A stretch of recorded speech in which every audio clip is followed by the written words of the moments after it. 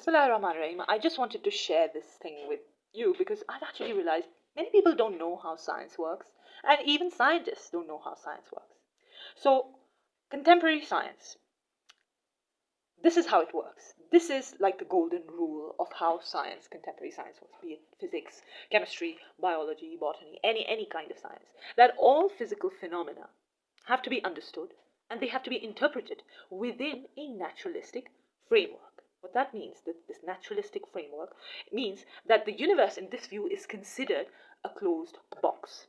And the causes for every event are attributed to forces or laws within this closed box.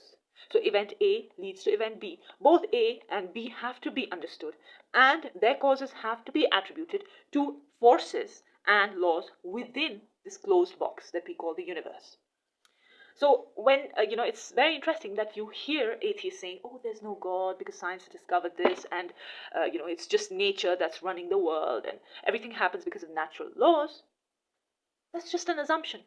It is just an assumption. This is just conjecture because there is no scientific proof for this. This is like taken as a basic presupposition within science. There is no proof for something like this.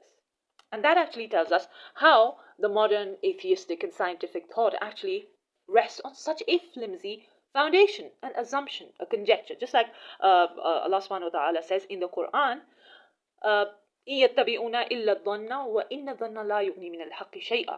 they are just following conjecture. And an assumption or conjecture does not avail against the truth.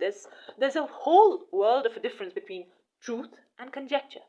So think about it. Isn't it so childlike and stupid to have such extremely strong opinions premised on such flimsy foundations of assumptions and conjecture?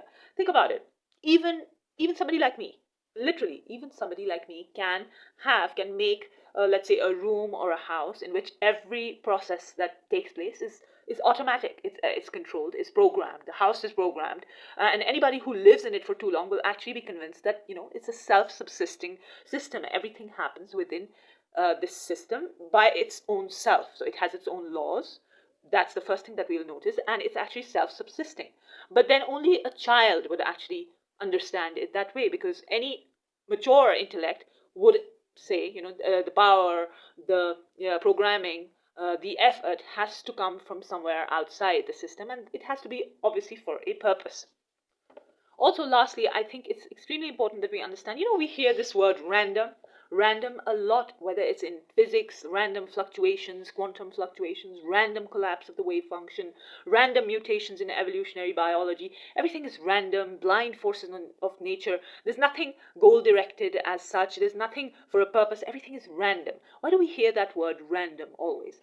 It's because of this kind of a methodology. This is what it is, because when you're assuming, when you're making these conditions that I'm only going to attribute every event and every process that takes place within this closed system, I am going to attribute it to within the system, to laws and processes within the system. I'm actually going to cancel out everything, every explanation from outside. So that's your assumption, that's your take, that is your conjecture. So when you can't actually get an explanation of why this thing would happen, you say it's random. It's random. Just like that child inside the fully programmed room would be like, when he or she wouldn't be able to actually get an explanation, they would say it's random. We don't know why it would happen. It just randomly happens. So we can clearly see that this is circular reasoning. It's not a rational argument. You assume in your premise that all physical phenomena be explained by natural forces and laws.